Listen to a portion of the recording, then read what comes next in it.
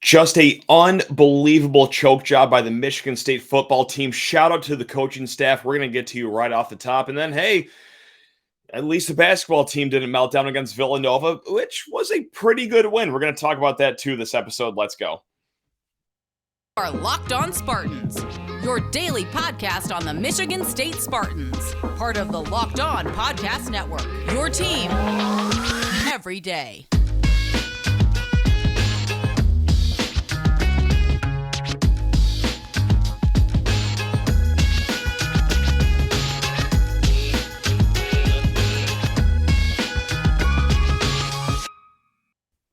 Hello everyone. What a miserable episode to tune into. I'm not gonna lie to you. This is terrible. Not entirely. The basketball team won. We're gonna get to that later on in this show, but we have to talk about the worst loss that Mel Tucker will ever have as a Michigan State coach here in a hot second. But first, hey, I just have to thank you very much.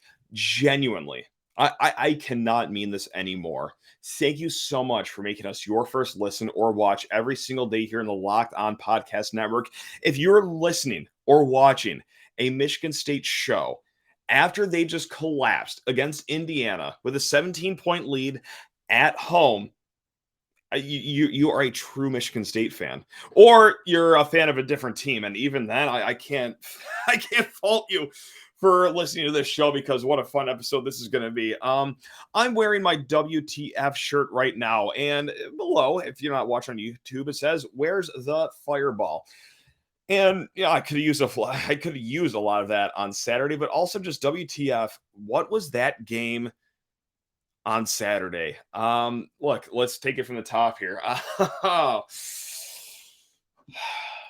That is the worst loss of the Mel Tucker era, and that's a no-brainer. Like, so far in his 3 years of Michigan State, that is the worst loss he has had here so far, and it is also the worst loss he will have here at Michigan State, unless he loses to Richmond next year or some directional school. But no, never in the Mel Tucker era from here on out, whether that's 3 years from now, 8 years from now, will we see a loss that is as bad as having a home game against a team that has lost 7 straight games, and you are up against this team 17 points at halftime, and you are getting the ball to start the second half, and you collapse. Oh, and by the way, one of these teams had bowl eligibility on the line.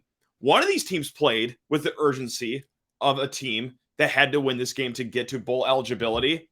But guess what? It was not the team coached by Mel Tucker. It was the team instead coached by Tom Allen, who played with the urgency, who came back from a 17-point deficit to beat you, embarrass you in your home stadium because, well, look, the coaching staff completely destroyed this game for these kids. And I get it. I know what you're going to say. I'll beat you to the punch, actually. Hey, Matt, you idiot. It was a 22-yard field goal. Our kicker should be able to kick a 22-yard field goal. Okay, yeah, you're right. A kid should be able to hit a kick from 22 yards. Except here's the real issue. I knew that wasn't going in. I know you knew it wasn't going in.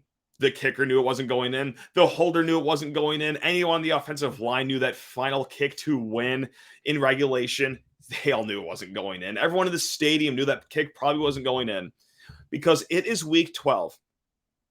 It is week 12. Not 1, not 2, not 3. We are at the end of November. It is well established that you have no kicking on this team. So, okay, at the end of the game, you have options. Let's put the ball in the middle of the field, or let's put it on the hash. And not just any hash. The same hash that your kicker missed from 2 weeks prior in Illinois, sprayed the kick, didn't even come close to making it. Let's just put it on that same hash for him. And I'm actually going to beat you to another punch. I get what Eli Collins did. Eli Collins was supposed to run to the right, center the ball. Instead, he cut left, put it on the hash mark. That's still coaching. That's still coaching. You grab Eli Collins in that timeout by the face mask and you say, hey, If you don't have a hole on the right open, you dive. You dive in the middle of the field to set up your incompetent kicker up for a game-winning field goal because, hey, this kid sucks. All right? It's very mean of me to say. I'm doing something horrible. I'm really going hard on a college kid. But your kicker sucks. All right? He's horrible. He can't even make an extra point with certainty. Okay? Don't put him on a hash, Eli. Dive on the field. But instead, he juts to the left. And here's the thing. You know what? Before we get to the rest of the game, let's talk about after the game. All right? I am so sick of hearing this man that has already locked up his $95 million contract, putting every single loss on these kids. And before I go any further, look, I think Mel Tucker is the guy going forward. I think he still is the guy to lead this program. And if you're rolling your eyes, I get it 100%, but let me add some context to this. He is the CEO that you want running your program from Sunday to Friday. On Saturday, he is John Mel Smith. This man is John Mel Smith running this because he has proven time and time again he cannot coach on Saturdays. He cannot coach on Saturdays. And if you think that's too extreme, please comment below on YouTube or email me, lockedonspartans@gmail.com. Spot the lie. Tell me where he has earned the right to be taken as a serious coach on Saturday. In his career at Michigan State, he has either lost by double digits or loses against Indiana teams with a 17-point lead in the second half at home. And that's no fluke. That's incompetence with coaching. It is incompetence with coaching. So let me get to after the game what happened here and why I'm so sick of hearing from this guy time and time again after the game saying, and you know what? If you don't know by now, I'll decode it for you. Anytime after the game, he says that, oh, it's execution errors. Oh, we're struggling with execute. That's him throwing the players under the bus in the nicest way possible. And I get it. In the start of the year, maybe it is. You know what? Look, Michigan State has not had a good year at all. 100%. And yeah, when you go this far back on the depth chart with your injuries and suspensions, you know what? Maybe it is execution errors. I get it. But when it is week 12, and you can't coach your team properly to close out a 17-point lead and win against a horrendous Indiana team, who's that on? Is that on the players or is that on coaching? Oh, and of course we got the free space marked off in our bingo card after the game. Oh, it's execution errors. We had some problems. I'm going to tell my players on film where they did wrong. Let me flip the script for you, okay? I'll tell you where you screwed up. It's the entire season, Mel, okay? Enough of the execution errors. It's week 12. If there's still this simple of execution errors going on this late in the season, that's on you. That is on the coaching staff. Hey, these players are screwing up. Oh, no. If only there was a group of adults to coach them, to guide them, to mentor them, to not make stupid mistakes at the end of the game in pivotal moments. I don't know. We'll call them coaches, for example. Shouldn't that be you? I get it. Eli Collins maybe should have sent the. Don't put him in that situation. Eli Collins played his ass off, by the way. He was the reason you were even in that game to begin with. He defied everything that you idiots did beforehand with your blown special teams, which we will get to in a hot second. The lack of tackling on defense and your idiotic play calls on 3rd and 4th and short. He defied all that. He kept you in the game. I'm not going to let one play define Eli Collins' career, his senior year. Of course not. I'm going to let it define the season, though, which is now about to be 5-7. And no, this team's not going to win at Penn State. Not with this idiot coaching staff. No, this was on you. And I'm so sick of the press conferences after the game where they are throwing these players under the bus saying execution errors. Oh, when it's this bad, again, the 7th press conference that we had to hear execution errors being used as an excuse, 1 or 2 times, okay, fine. The 7th, I'm not going to swear, the 7th time around, that's on the $95 million man.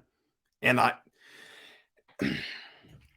we're going to get to this more. I need to get to an ad break right now. SimpliSafe Home Security is the best. They are not like Michigan State's coaching staff. They are actually the best.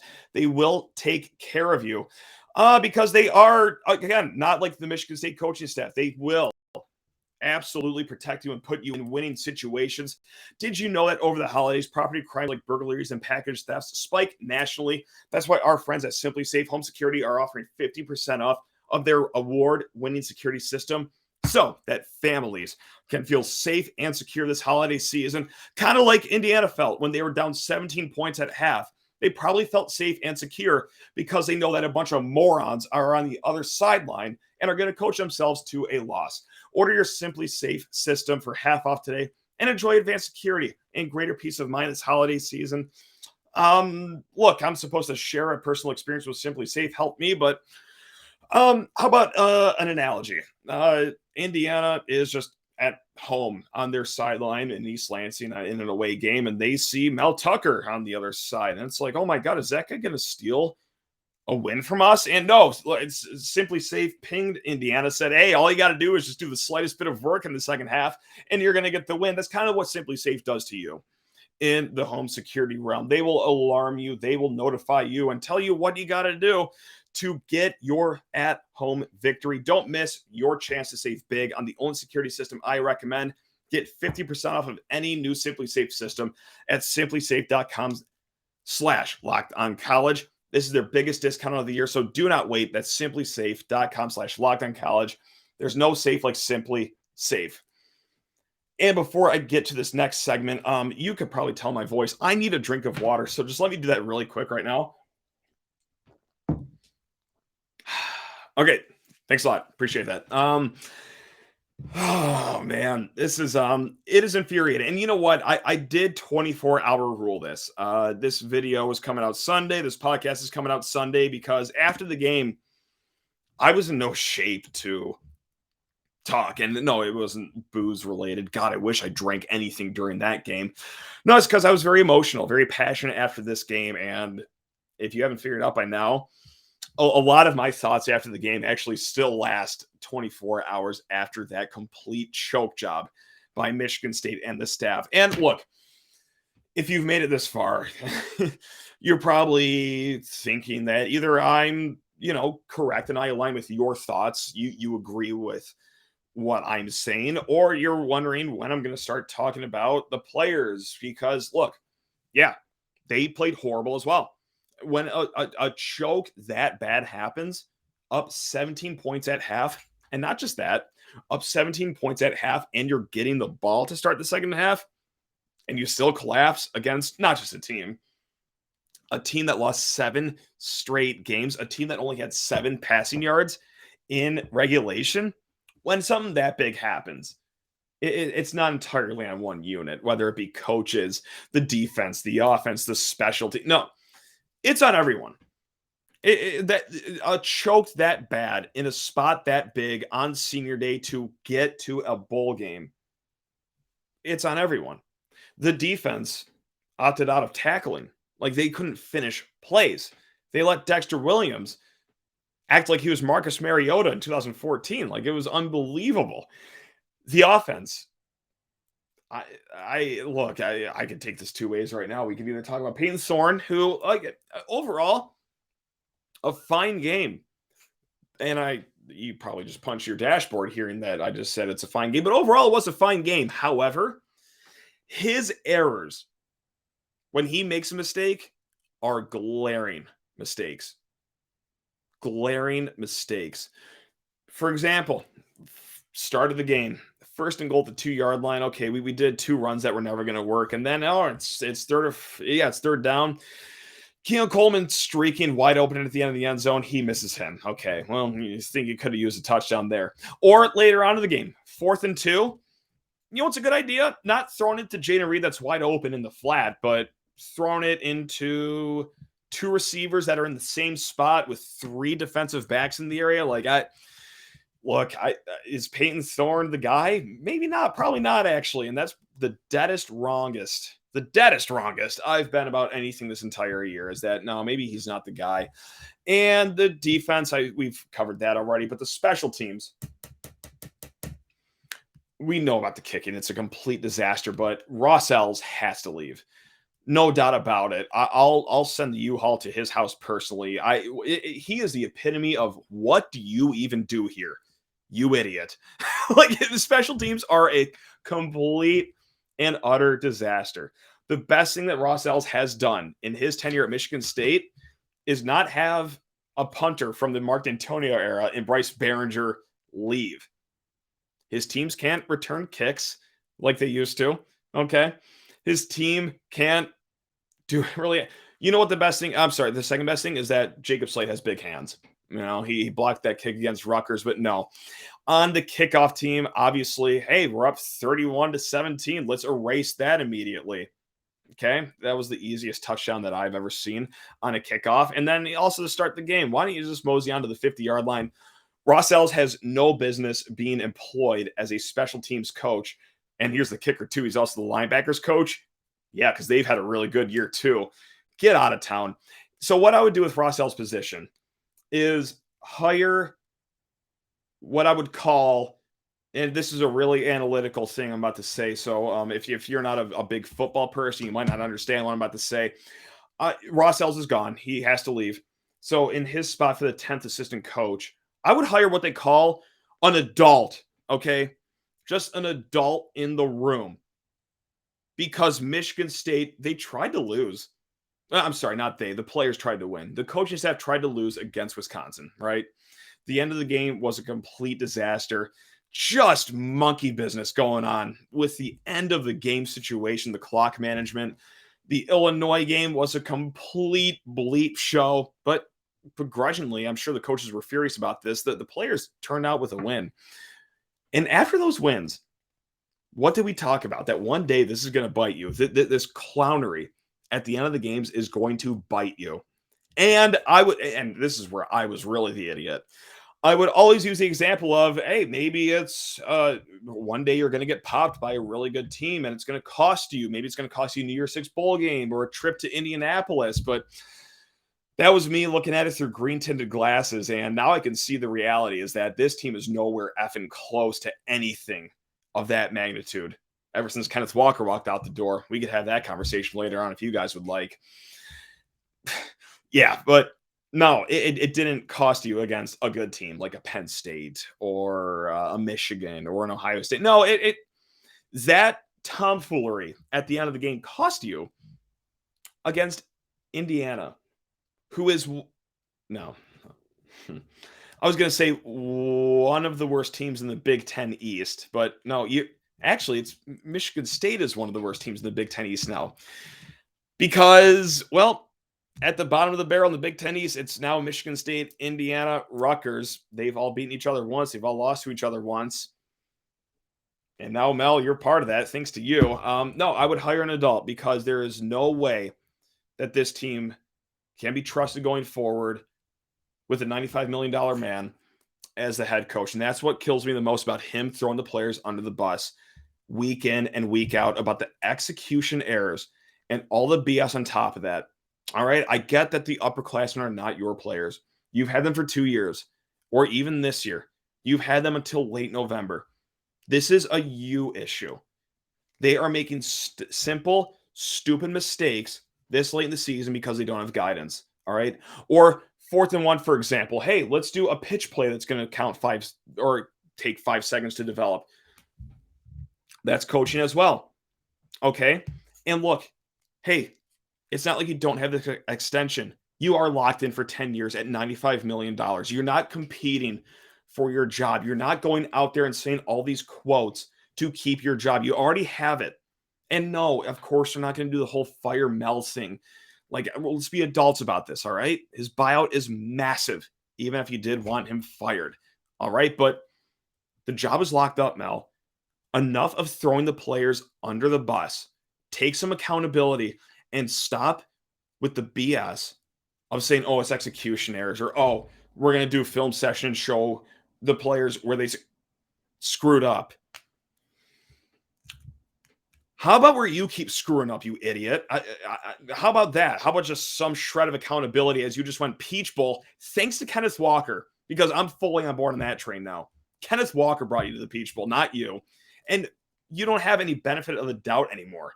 You just lost a 17-point lead against Indiana. Like, I would find it incredibly hard to believe anyone still has any benefit of the doubt because, and if you do, give me all your reasons. I get it. The recruiting is fine, I guess. But here's a silver lining too in all this, since you just lost out on a bowl game. So you're going to have a lot of time to recruit in person in December because you couldn't hold on to a 17-point lead against Indiana to make a bowl game. So yeah, try to secure that top 30 class. Because that's what we all wanted in June when you're rolling out the Lamborghinis and Ferraris and everything. Is a top 30 class. I'm sick of it. And look, maybe I bounce back eventually, but no, this season has taken every bit of benefit of the doubt out of me. And I'm sorry, look, that doesn't make me a bad fan. I was going to say, I'm sorry if that makes me a bad fan, but I know it doesn't because I'm still watching these games at the end of November, and anyone still watching these games is a pretty damn good fan. But I'm just so irritated at the post-game press conferences of just the executioners. That's all. I hope this made sense to anyone. Because even after 24 hours after that game, I'm still furious. That was John Mel Smith at work. 17-point lead, ball at halftime, and just the coaching staff special. Whether it's just lunacy at the end of the game, clock management, weird timeouts, odd 4th and 1 calls, weirder 3rd and 2 calls, not having your guys ready to make winning plays, not having your guys ready to make easy plays. It's coaching. It's coaching. And look, Sunday through Friday, Mel can still get this turnaround, I think, because this is the best recruiting has ever been at Michigan State. And like I said, and it's not a joke either. When I say that he's going to have a lot of time to recruit in person in December, that's not a joke.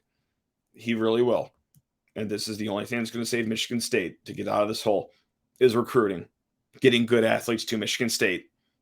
Because we also damn well know that they have to be good athletes coming in, because I don't know if there's any development that's going to be happening once they get here. Anyway, all right, let's get to the basketball team. That's a team that had a big lead and didn't choke it away completely like the Michigan State football team. But first, hey, this is a fun little segment here. Nissan thrilling moments. All right, this week's thrilling moment in college football is brought to you by Nissan. The thrilling designs behind the new lineup from Nissan are intended to empower drivers in vehicles as capable as the drivers themselves. When I think of unbelievable abilities on the field for this week's thrilling moment, it has to be... Why are we doing this segment? Oh, man. It has to be anytime Keon Coleman touched the ball, which was only the first half. He's the best player on the field. He gets work done every single time the ball is thrown to him. And then, I don't know, we're just going to throw the ball to him 1 or 2 times. But no, Keon Coleman is a thrilling moment, just embodied within himself. And another thrilling moment is, I don't know, when MSU blocked the field goal in overtime to just prolong our misery before we met our inevitable demise. Anyway, this segment has been inspired by the thrilling new designs featured across Nissan's new lineup of vehicles. Pursue what thrills you in the new Frontier, Armada, or Pathfinder today, available now at Nissan.com. Michigan State was up a scrillion points against Villanova and didn't lose. And you know what? I get it. If you were bothered by that, I guess, okay, well, that was a weird way to end the game. They didn't close it out correctly. I get that there's a minority that maybe is a little hung up on that, but this is what you get with basketball. And also football, too, should the football team have closed out their game against Indiana. Like, you can have those odd finishes where you take off the last 5 minutes, seemingly. You deserve to do that if you have built up such a cushion in the first 35 minutes. And that's what Michigan State did, the basketball team, that is. I'm not panicked at all by how that game ended. It was a weird finish. Villanova could not miss any of their shots. Jaden Akins was out for the last few minutes. And right now, as we record on Sunday night, nothing definitive about his injury. Although when he did go to the bench, the body language that he gave to Tom Izzo was as if like, don't worry about it. The foot, that is, like, I just tweaked my ankle or something, but we'll see in the future what happens this week. But let's talk about the first 35 minutes because that was the winning time for Michigan State. And they played as good as you could have hoped against Villanova, especially after such a slow start and especially after getting nothing from the center position. And no, this isn't me bagging on the centers, Madi Sissoko, Jackson Kohler, Carson Cooper. They combined for, what was it? Let me look it up really quick. It was, 1 point from Madi Sissoko. 1 point combined from your center position. Look, Madi Sissoko's played so good this year. I'm not going to ride him. You didn't get anything from your center position, but yet you still won that game in definitive fashion the first 35 minutes, that is. And that was in credit to everyone else on the court. Look, I know Villanova's game plan was when A.J. Hoggard has the ball outside the perimeter, sag off of him. And honestly, it's probably the right game plan because A.J. Hoggard is a horrendous three-point shooter career-wise. However, on Friday night, 3 of 6, he dotted Villanova. They dared him to shoot. And you know what? A.J. Hoggard's got that dog in him, and he sprung at 3 3-pointers on them. And that was the difference in the game. He had 2 of those in the first half, and Michigan State was in the driver's seat in the first half. Beyond that, look, Joey Hauser, incredible first half as well. Awesome to see him play with confidence. And this is something that we talked about with Graham Couch. He was very rarely on Villanova's center, Dixon, the entire game. And that might have helped with his confidence because this is, something that Graham Couch said, and this is something that we've seen, is that Joey Hauser is not going to go up against a lot of 5s this year like he did last year. And maybe this is going to help him out on the offensive end. So that was brilliant to see. Willie Call, fine game. Awesome. Tyson Walker, it is amazing to see Tyson Walker shoot 14 shots, to shoot 6 3-pointers. Yeah, sure. It's awesome to see him make 3 of those as well. But this was a guy that was a career plus 40% 3-point shooter who was kind of timid last year. This year he knows that he's kind of got to be the guy this year. So to see him take the game under his wing, put it in control, shoot those shots, that's great. God, I love that. It's awesome. So it was a great win. I know they got hairy at the end, but Villanova is a preseason top 25 team. And yes, they did not have their 2 best players in Cam Whitmore, Justin Moore, but you play who you play. You got a win despite getting nothing from your center position. And at the other end of the court, they had their center have a career day against you, and you still weather that storm. That's a great win. And the atmosphere, too, at Breslin Center was absolutely rocking. You talk about a nice curtain call for the last home game for just about a month. Izone was rocking, sensational. Everywhere else just seemed to be just absolutely positively popping. So, yeah, I get it. It was a very close game at the end, but I take nothing but positives from that game. And one of these days, maybe a center won't have a career day against you. I thought we would get a break without playing Shibwe or Drew Timme of Gonzaga, but hey, that kid had a great game for Villanova, but hey, he still weathered the storm. So there you have it. We got the PK 85 coming up, and to better prepare you for that, we have Robbie Hummel coming up this week. It's going to be an awesome episode. Obviously, former Purdue player, current ESPN analyst. I cannot wait to talk with Robbie. Thank you for tuning in to Locked On Spartans. Thank you for putting up with my voice that is fading by the second. And thanks for putting up with recaps of that football game. I'll get over it one day, but today's not the day. Actually, no, it's never going to be that day. All right. Until then, hey, catch you later. Love you all. Go green.